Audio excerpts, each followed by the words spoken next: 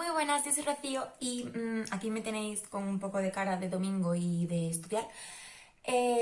Vámonos con evaluación psicológica de psicología de la UNED.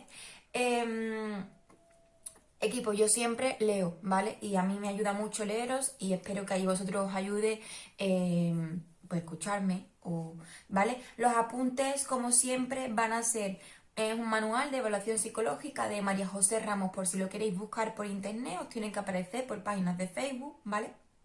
María José Ramos.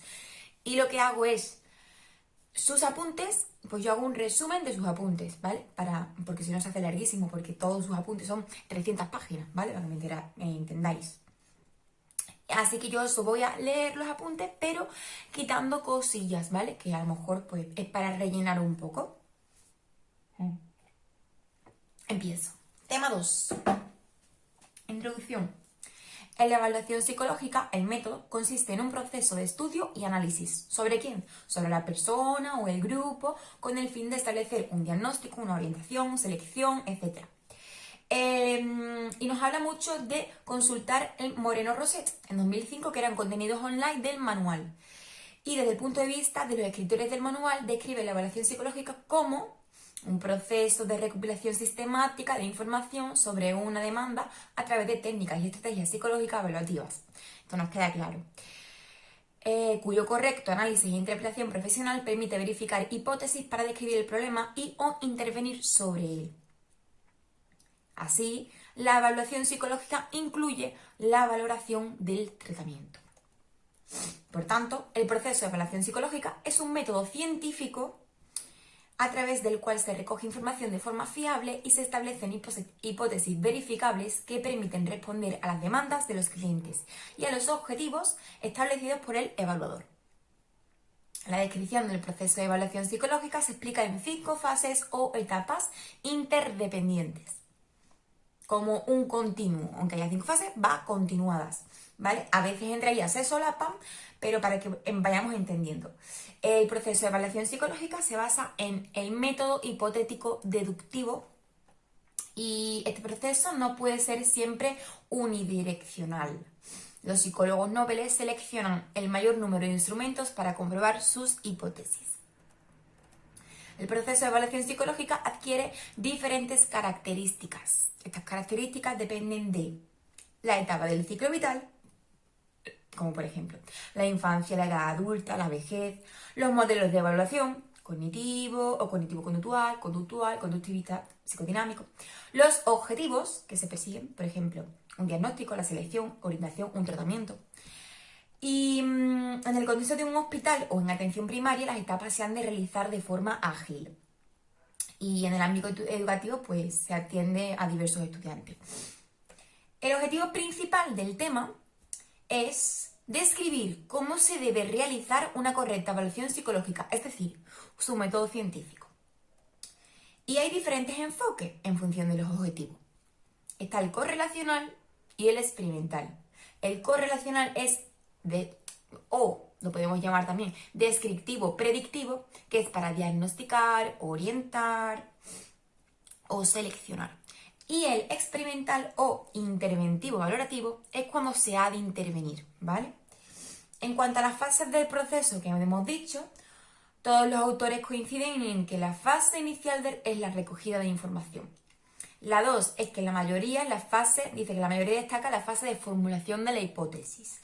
La 3, la confirmación o refutación de la hipótesis explicativa, que se añade otra recogida de datos, otro análisis de resultados o la interpretación de los mismos. La 4, al final del proceso, todos los autores vuelven a coincidir en que se debe repetir la evaluación psicológica para valorar la eficacia del mismo. Y la 5, finalmente, se vuelve a evaluar para realizar el seguimiento.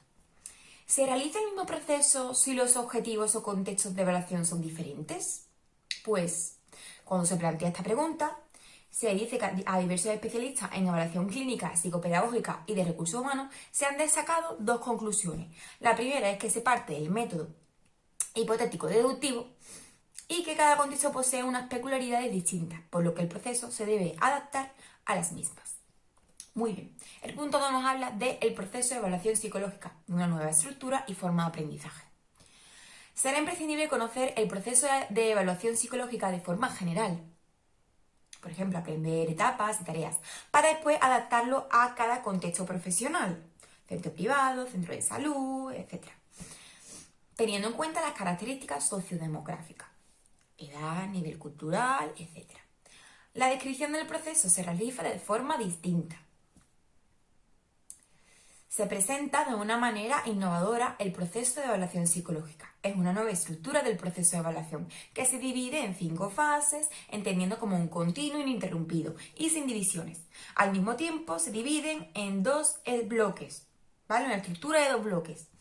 Un bloque, la fase del 1, el primer bloque, la fase del 1 al 3, y que se corresponde con el proceso evaluativo, donde evaluamos a la persona, se evalúa el problema, se evalúan las hipótesis, se formula el caso. Y el bloque 2 va de la fase 4 a la fase 5, donde es el proceso valorativo, que está centrada en la evaluación del tratamiento, donde se establecen las hipótesis de intervención.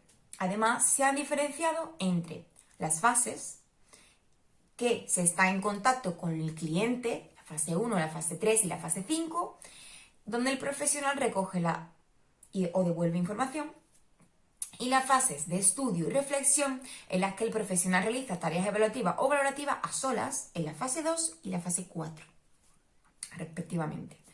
En las que se tiene contacto con el cliente, el 1, el 3 y el 5, los impares, y en los que solo trabaja el psicólogo a solas, o el profesional o la otra persona a solas, es la 2 y la 4, los pares. Punto 3. Fases del proceso de evaluación psicológica. Recordamos que es de Moreno-Roset, ¿vale? Y que las fases del proceso, vamos a llamarla la primera fase, ¿no? Que es la especificación del motivo de la demanda y de los objetivos, ¿vale? Aquí es la primera recogida de datos, donde tenemos que especificar el motivo de la demanda, establecer las condiciones históricas y actuales, etcétera, etcétera, etcétera. Aquí hay un cuadro súper importante que es la tabla 2.2, que mejor que la miréis, ¿vale? Porque aquí viene todo lo que estoy diciendo. Donde viene la fase 2, que es la formulación de hipótesis o evaluación verificable, con todos sus puntos, seguimos la tabla 2.2. La fase 3, que es la comprobación de las hipótesis de evaluación, la formulación de casos y la comunicación de los resultados, con todo de nuevo, su recogida de datos, etcétera. La fase 4, que es la planificación del programa y formulación de hipótesis de intervención, con todo de nuevo. Y la fase 5, que era la aplicación y valoración de la intervención psicológica. Bien, terminamos la tabla 2.2, que os la tenéis que mirar vosotros, porque si la leo se hace el vídeo entero. Y si el objetivo de evaluación incluye el tratamiento psicológico, se realizan todas las fases descritas en la tabla 2.2. Cuando los objetivos sean describir, diagnosticar, orientar o seleccionar el proceso, se terminará en la tercera fase. Muy bien. Al final de cada fase se expone cómo optimizaría un evaluador experto las labores descritas, ya que la diferencia entre el evaluador inexperto y el experto reside en que el experto al final evalúa esperando encontrar algo sobre el problema, mientras que el experto tiene un objetivo específico y ajusta la estrategia evaluativa a ese objetivo. Bien, nos vamos a la primera fase, que es la especificación de la demanda y de los objetivos, donde lo primero en el proceso de evaluación psicológica trata de especificar el motivo de la demanda, elaborar el historial y fijar los objetivos para atender a la demanda. Hay que alcanzar las 3 metas, y ya que la información recabada al principio del proceso permite establecer la hipótesis de evaluación y formulación de caso. Las fuentes de información serían, por ejemplo, cuando se recoge información sobre casos adultos, pues el que informa es el propio solicitante. En el caso de demandas infantos juveniles, pues son los padres. También da información los propios niños, y si se hace falta, pues se recoge otros medios informativos. Cuando el proceso de evaluación es referido a personas mayores, se acaba recogiendo información del hijo y de la persona mayor y de otros informantes, como puedan ser cuidadores, familiares, etc. Así, en la evaluación aplicada al contexto infanto-juvenil, o cuando los sujetos no pueden ofrecer información por los mismos, se recoge información multiinformante. Vale. Para realizar una evaluación multiinformante se puede realizar el cuestionario SENA, que es un sistema de evaluación de niños y adolescentes, ¿vale? Es un instrumento que permite la evaluación de problemas emocionales, problemas de familia, áreas de vulnerabilidad, etc. Los instrumentos permiten obtener, ¿no?, una información amplia y genérica a través de, por ejemplo, la entrevista psicológica, ¿no? Se realiza la primera toma de contacto con el cliente, luego se hacen registros de observación, listados de conducta, escalas de percepción, instrumentos de screening o cribado de problemas. También se pueden consultar otras fuentes de información como datos de archivos e informes de otros profesionales. El artículo 5 dice en que los principios generales del Código Deontológico Psicológico recoge que el ejercicio de la psicología está ordenado con un fin humano y social que se expresa. También es importante el artículo 20, que es el apartado 2 de la competencia profesional y la relación con otros profesionales, donde recoge, donde asegura que hay conexiones con el cliente. Bien, especificar el motivo de la demanda. ¿Qué es esto? Pues determinar la finalidad de la consulta y sobre qué problemas o situaciones se quieren evaluar. La entrevista inicial es abierta, es semiestructurada, donde se utilizan técnicas de respuesta de escucha no directivas, es decir, que promueven que el entrevistado hable y que se muestra que se le escucha, ¿vale? Luego establecemos las condiciones históricas y actuales potencialmente relevantes, construyendo la historia de la persona, elaborando un historial, ¿no? Y se realiza una entrevista en la segunda cita, en este caso una biográfica, ¿no?, para establecer las condiciones pasadas y actuales potencialmente relevantes. El tipo de entrevista es más cerrada y estructurada, centrada en el entrevistado. La primera aproximación a las variables personales biológicas, sociales, ambientales están relacionadas con el problema y se deben realizar en un contexto natural. Por ejemplo, realizar una tarea en casa que sirva de línea base, ¿no?, a través de la observación sistemática, anotaciones diarias, etc. Se resume la información obtenida a través de la misma en la entrevista biográfica y de los informes que pueda recabar. Bien, en oír al menor. Cuando se realiza la entrevista a un menor, la ley del menor indica que los menores sean oídos a partir de 12 años y conforme a su madurez. También se han dicho esto en proyectos de investigación, en sentencias jurídicas y demás. Hay que fijar los objetivos para atender la demanda. En la primera fase termina, ¿no?, con la tarea de fijar los objetivos derivados de la demanda. En este caso, la formación del psicólogo sobre los motivos de la demanda es fundamental. Optimizamos la primera fase como, pues, en cada etapa se realizan tareas, ¿no?, de forma conjunta o integrada, no tienen por qué realizarse una detrás de otra, como cuando el evaluador es un experto profesional. Por ejemplo, puede interconectar la recogida de información con la formulación de hipótesis. Solo se puede hacer cuando se tenga dominio del proceso de evaluación, sus fases, conocimientos profundos sobre los problemas de demanda, sobre los procedimientos evaluativos y teniendo mucha práctica, ¿no?, y supervisión profesional. En cuanto al número óptimo de sesiones destinadas a la evaluación de casos, el Colegio Nacional Oficial de Psicólogos dice que el número de sesiones de evaluación que realizan los psicólogos en España es de 3. El número de sesiones incluiría la evaluación completa, que permite dar respuesta a la demanda, la fase 1 y la fase 3 del proceso, donde simplificamos y optimizamos, ¿no? Y también en las GAP, que son las guías del proceso de evaluación, indican que se limitan a la exploración, comprueban la suficiencia y precisión y comprueban la información recogida que sea suficiente, ¿no? Además de esto, se puede empezar a aplicar pruebas evaluativas para su comprobación o los motivos de la demanda y los objetivos no coinciden porque no tienen por qué coincidir, ¿no? Y los objetivos formulados por el evaluador pues acostumbran a recoger en mayor o menor grado pues los motivos de la demanda. Con todo ello, con el consenso del paciente, si hay alguna conducta o problema que pudiera conllevar situaciones de riesgo para el paciente, pues se puede empezar a plantear o comenzar la intervención sobre dicha conducta. Fase 2. Formulación de hipótesis de evaluación verificables. Vale. Esta es la fase de reflexión sobre la demanda y los objetivos de evaluación establecidos, ¿vale? Donde la mayoría de autores coinciden con que es la formulación de la hipótesis, donde se formula la hipótesis de evaluación verificables, que se añade que se trata de una hipótesis de evaluación, ¿vale? El motivo son pues que se evalúan sobre los problemas y los objetivos de la demanda. La comprobación de estas permite ofrecer el diagnóstico y la explicación, ¿no? Aquí se hace el informe de evaluación, el cual se redacta una vez integrados e interpretados los resultados. se ha añadido que la evaluación debe ser verificable, ¿no? Y se eligen y se aplican los instrumentos de evaluación específicos. Muy bien, los pasos de la fase pues son varios. Formulamos hipótesis de evaluación, definimos el problema y seleccionamos técnicas y estrategias evaluativas. Un ejemplo, pues hipótesis de evaluación, variables y estrategias evaluativas. Un problema, pues un bajo rendimiento académico, elevado comportamiento agresivo y problemas de relaciones familiares. Ahí lo tenemos todo. Las hipótesis de evaluación, pues por ejemplo, podemos decir que el nivel intelectual de un niño es medio, las variables cognitivas, las técnicas o estrategias evaluativas, pues puede ser un BAS-2 escolar, que es una escala actitudinal intelectual o un informe de nivel escolar. Y los informantes y tiempo de aplicación, pues se dice que el niño entre 15 y 40 tantos minutos ha hecho el test, tal. ¿Vale? Seguimos. Obviamente tiene que estar consultado siempre con supervisores y cuando utilizamos la fase 2 del proceso resulta imprescindible que compaginemos la información de la primera fase del proceso con la formación, búsqueda, actualización, indagación, práctica profesional y supervisiones de otros profesionales cualificados.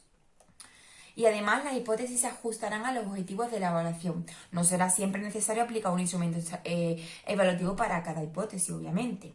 Para seleccionar las técnicas, pues hay que tener en cuenta unas cualidades psicométricas, que el psicólogo tenga experiencia de la administración del instrumento, que lo sepa aplicar, ¿no? Que nos dé una garantía, ¿no? de evaluativa para las personas. Nos vamos a la tercera fase. La tercera fase es la comprobación de la hipótesis de evaluación, la formulación de casos y la comunicación de los resultados, donde planificamos la aplicación de las técnicas evaluativas, las características personales del grupo, los tiempos de aplicación, la complejidad de los instrumentos. Y además de los test se realizan entrevistas de comprobación, que tienen como objetivo comprobar las hipótesis de evaluación. Se utilizan técnicas de entrevista directivas o respuestas de acción, que se centran en el entrevistador, las respuestas se basan en las hipótesis y requieren mayor habilidad. Aplican las pruebas, ¿cómo? Pues el terapeuta debe consensuar con el cliente las pruebas de evaluación que se desea aplicar y obtener el consentimiento. Resulta imprescindible la colaboración activa del cliente. La aplicación de los instrumentos de evaluación ha de ser flexible para poder obtener resultados válidos y fiables. Corregir, interpretar e integrar los resultados, obviamente. Comprobar las hipótesis de la evaluación, pues claro, porque las hipótesis son supuestos generales cuya comprobación precisa de una operativización, ¿vale? Un ejemplo, hipótesis 1, aceptada, el nivel intelectual de tal niño será medio. Predicción o enunciado verificable, en el BAS-2 escolar tendrá un tanto por ciento en índice grado en la categoría media de 900-110, por ejemplo, ¿no? Establecer la formulación del caso. Sirve para identificar las variables particulares relacionadas con el problema. Hay un modelo explicativo del caso que es una forma de estructurar la información obtenida y que sirve para la entrega de los resultados. Es importante que los clientes comprendan los procesos por el que se está pasando, ¿no? Para conseguir los objetivos establecidos por el terapeuta, que deben ser consensuados y conseguidos por el cliente. La formulación de caso debe incorporar las variables identificativas de la evaluación y los resultados, las relaciones entre los problemas. Tiene que tener relación, obviamente. Este modelo facilitará al terapeuta una estructuración y una organización de la información para poder luego conseguir una mayor efectividad terapeuta, ya que le permite vincular el proceso de evaluación de la intervención y seleccionar las estrategias terapéuticas más adecuadas, ¿vale? Dicho modelo se puede plasmar a través de la aplicación de diagramas analítico-funcionales de casos clínicos, propuestos por Godoy y Gavino en 2011, que definen que la visión que nos hemos formado sobre qué está ocurriendo y por qué se está ocurriendo, ¿no? Y que sirve para describir un fenómeno y los factores que lo afectan. Según Godoy y Gavino, no asegura que la formulación del caso sea correcta ni nada. Y se puede observar que variables son las que están afectando a los problemas del cliente y esto favorecerá el tratamiento. Los autores del manual y los autores de dicho diagrama se han puesto de acuerdo para afirmar que las representaciones pictóricas de los casos presentan un buen resumen del juicio clínico. Genial. Los problemas que necesitan modificar, pues se representan mediante cuadrados o rectángulos. El grosor de las líneas indica la importancia, ¿no? De cada, si es más gorda, pues el problema es más gordo, es más importante. ¿Cómo afecta un problema a otro? Pues mediante flechas se hace. Esto es relaciones causales unidireccionales o relaciones causales bidireccionales. Una flecha de 2 puntas o una flecha de 1 punta. Las relaciones causales pueden variar en su fuerza que se representa según el grosor, ¿no? Desde más fuerte a medio o a más débil. Las variables causales modificables se presentan mediante círculos y óvalos.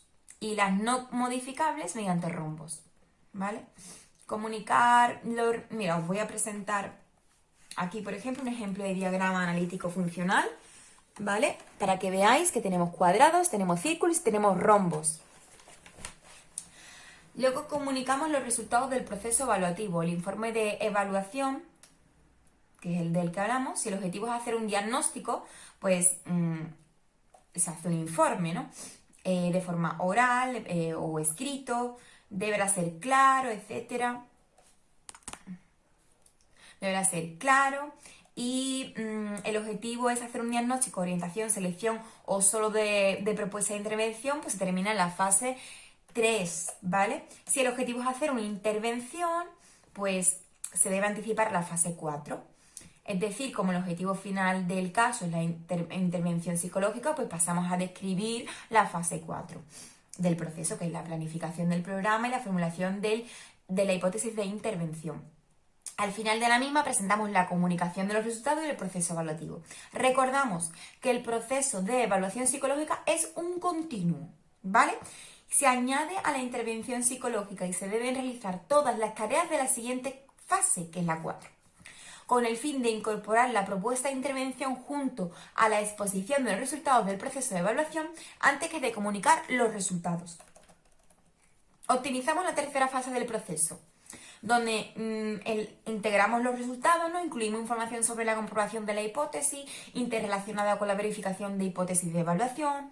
Una tarea importante de realizar, pues es una tarea importante de realizar, ¿vale? Durante un proceso de evaluación psicológica que requiere conocimiento de una buena base teórica y práctica.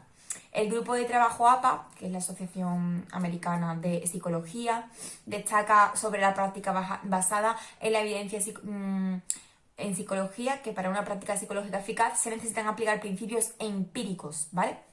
Es muy útil en la entrevista de evolución para explicar la interrelación entre los problemas, sus causas y sus consecuencias y los cambios necesarios para resolver problemas. De esta forma se justifica y cobra mayor importancia, lo que se consiga con mayor adherencia, ¿vale? Fase 4. La planificación del programa y formulación de hipótesis de intervención. Voy a parar que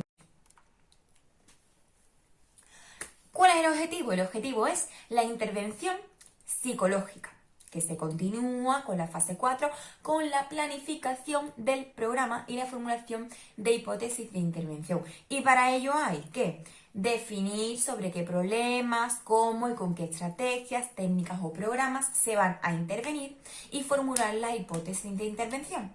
Son momentos de estudio y de reflexión, donde se especifica la conducta problema y qué significan los problemas sobre los que hay que intervenir, ¿no? Y los variables independientes y cómo se va a intervenir la variable independiente. Se incluyen las estrategias, técnicas o programas de intervención y se incluyen las hipótesis de intervención formuladas.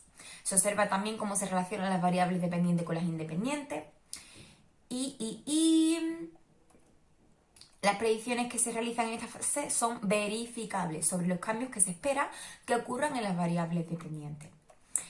También debemos estructurar la intervención psicológica terapéutica, pues realizando una programación donde se prevé el número de sesiones, semanal, mensual, la ficha de término, está sujeta a posibles cambios, obviamente. También comunicar los resultados del proceso evaluativo y proceso de intervención. Cuando el objetivo es intervenir en la comunicación de los resultados, debemos incluir descripción de los problemas y soluciones que se proponen.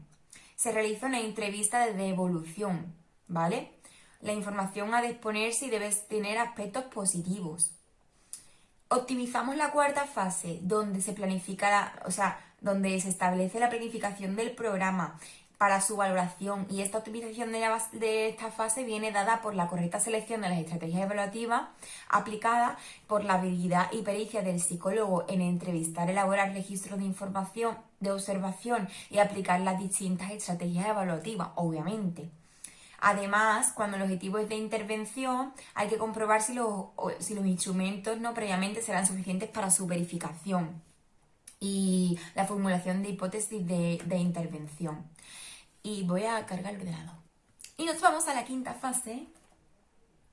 La quinta fase es la aplicación y valoración de la intervención psicológica. En esta fase se realiza una tercera recogida de datos y se aplica el tratamiento. Se trata de comprobar que todos los contenidos de la intervención que se va a aplicar pueden ser valorados, y en caso de no serlo, pues debemos empezar por seleccionar los instrumentos de evaluación necesarios para evaluar la eficacia de la intervención, aplicar las estrategias, técnicas o programas de intervención, después valorar los resultados y comprobar hipótesis de intervención, etc. ¿Vale? Y también debemos comunicar los resultados del proceso valorativo, un informe de intervención.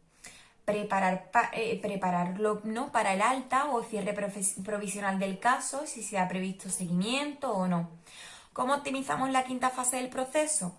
Pues la optimización de esta fase radica en haber incluido tanto la preparación para dar el alta y el cierre provisional del caso, si se prevén seguimientos o no y demás. También la intervención psicológica siempre debe evaluarse. Para valorar el tratamiento no es necesario aplicar todas las pruebas que se aplican en el proceso evaluativo, y además algunas de las pruebas aplicadas en el proceso evaluativo pueden de manera servido únicamente para confirmar o rechazar alguna de las hipótesis de evaluación. Y hasta aquí, chicos, el capítulo 2. Recordar que yo lo hago para repasar yo, para meterme a mi concepto. Me ayuda muchísimo grabar y espero ayudaros muchísimo, ¿vale? Muchas veces, nos vemos en el siguiente.